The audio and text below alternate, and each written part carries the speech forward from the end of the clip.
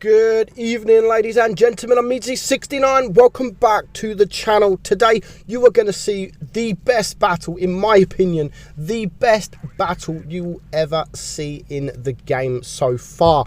For me, it is only because the way it's played, the decision making, the tank it is, it's just truly amazing. Now, I wouldn't have said this if it was the sort of the newbie matchmaking, what you're seeing quite a lot now. Most of my replays now of high damage games are from people in the newbie matchmaking, and it just takes away the wow factor. You know, it's up against people that are not so good.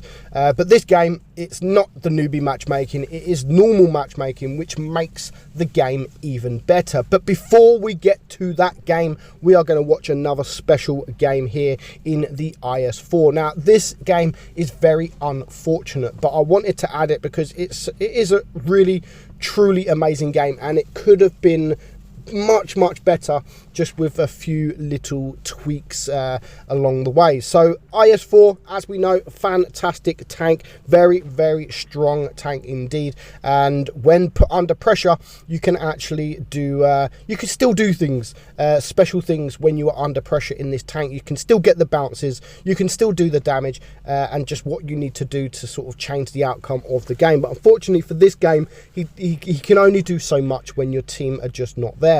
So he's pushing these heavies. He's literally pushed right around here on Castilla. Unusual for a tank to push this far ahead this early on in the game, but you know, he's in a great position, and he does have his toonmate with him. So two IS4s hold down in this kind of position is not really what you want to come up against. But of course the enemy have their tanks as well. They have the E100, they have a Kranwagen, and they have an E75 here as well. But of course these two IS4s can easily deal with these three tanks as long as they don't push.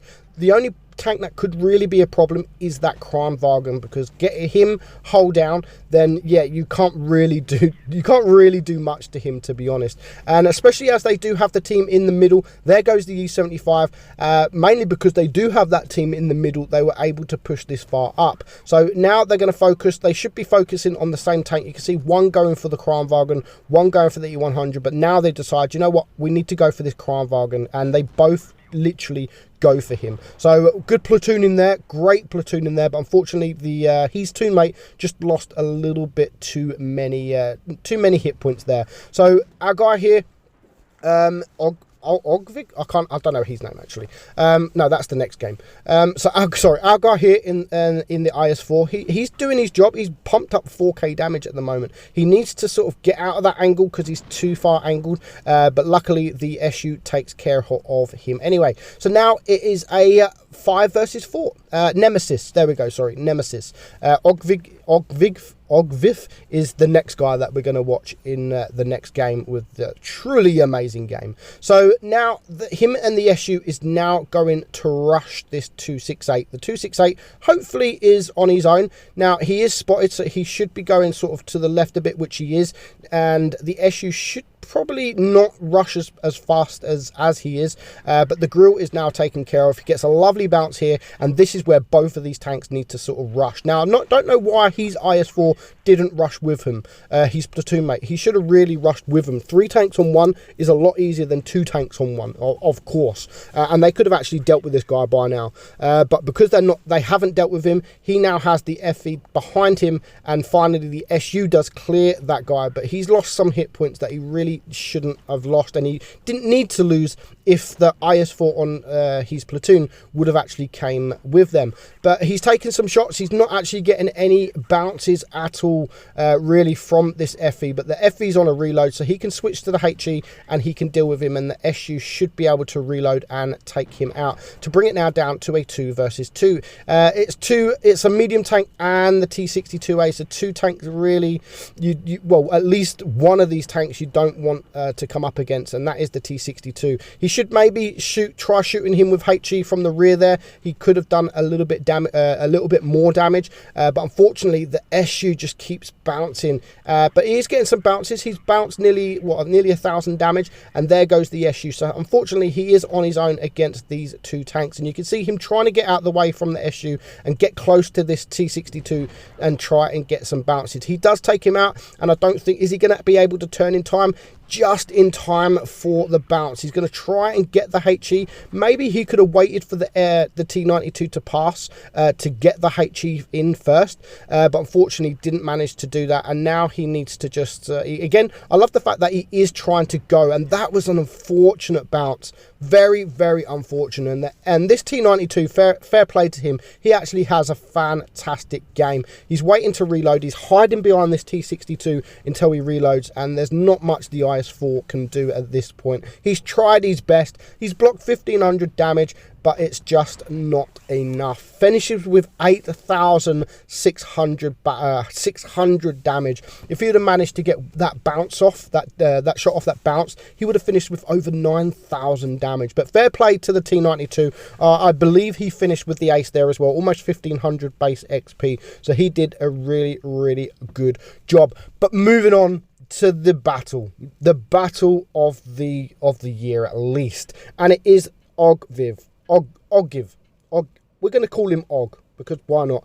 And he is, in my favourite, the Leopard 1. Now, this battle, he does everything he can. And what I find special about this battle, he isn't just sat in one position. He is going to use the tank what it is best for, and that is accuracy, speed, and just outright damage. DPM, he's going to use the lot, and you can see he's rushing to the right side straight away, and he's going to spot this Sheridan straight away, get that shot off. He needs to be careful, gets a lucky troll bounce from the Sheridan. You don't bounce much in this tank, but when you do, you do. And that's all I've got. I don't even know why I said that. When you do, you do.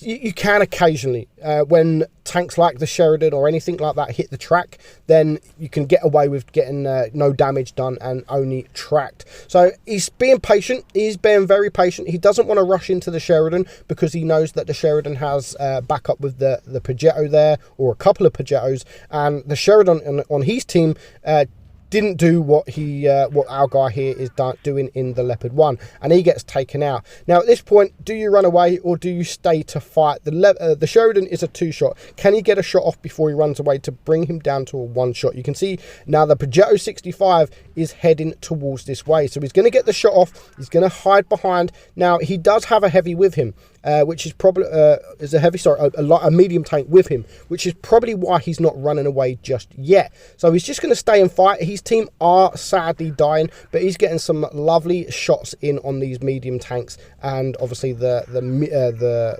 light tank. Now the Peugeot is rushing in on his team, so now is a perfect opportunity to rush in whilst they have taken the attention of the Peugeot on his team. Now the heavies are dying in on sort of that side of the map, so he has to deal with this guy. I think the Peugeot is going to deal with the Sheridan. Whilst he rushes towards this Peugeot and takes care of him. Now, what I love about this, he is using that speed now. He's not looking at stopping. He is just rushing around, gets a shot there, takes the shot, and now he's still using the mobility of the tank and getting around the map. He was going to go up, but then it's not the best of ideas with the IS-4 there. At the moment, it is a 4 versus 4, but 3 of them are really strong, heavy tanks with nice armor and a lot of hit points. Unfortunately, can't quite get that shot off on the IS-4. Now, he needs to do something because the IS-4 is capping, and of course there is the Death Star there to go for as well. And if you get shot by a Death Star, then you will soon know about it when you're in the Leopard 1. You will lose. You could actually die.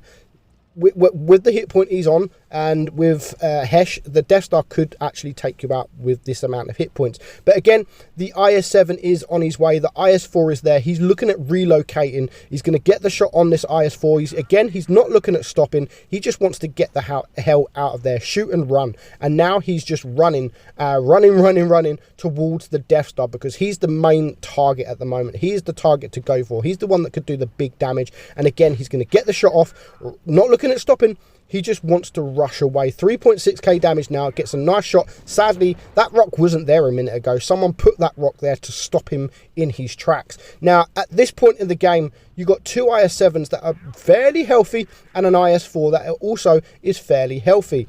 Not looking good for him and his teammate.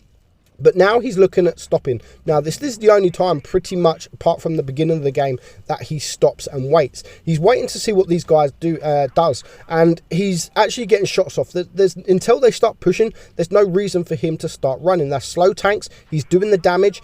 He's getting the heat. He has his heavy tank with him.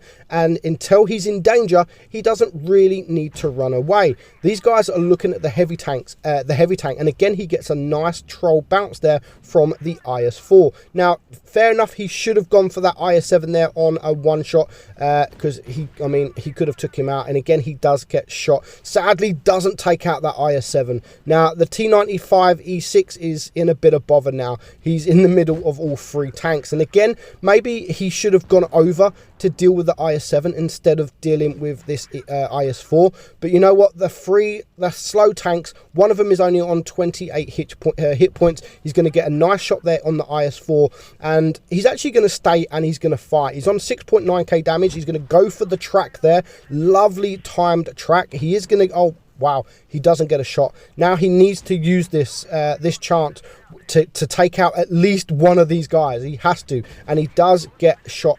And now he unfortunately does bounce on the IS-4, but he is finally going to take him out, and now he's going to go for this IS-7 that is a one-shot. Now he is a one-shot against a 1300 HP IS-7. There's only one thing you can really do, and that is just to go for the tracks. He's on 8.1k damage now, and here he finds the perfect opportunity, and he goes for the track again. And the best thing about the Leopard or any of these quick reloading tanks is you can just perma track, and there is nothing, absolutely nothing, this IS-7 can do. What a game. Absolutely amazing game. 9,100 damage, or 1,000, almost 200 damage. He gets the well-deserved Kolobanov. He gets the ace, makes some credits. Nice amount of XP as well. Just an all-round fantastic game. It had everything. So I hope you guys enjoyed that battle as much as I did. Tell me in the comments what you thought of that battle. Was it the best you've ever seen, or have you seen better? Hope you enjoyed it. I'm Meadsy, and I'll catch you all soon. Bye-bye.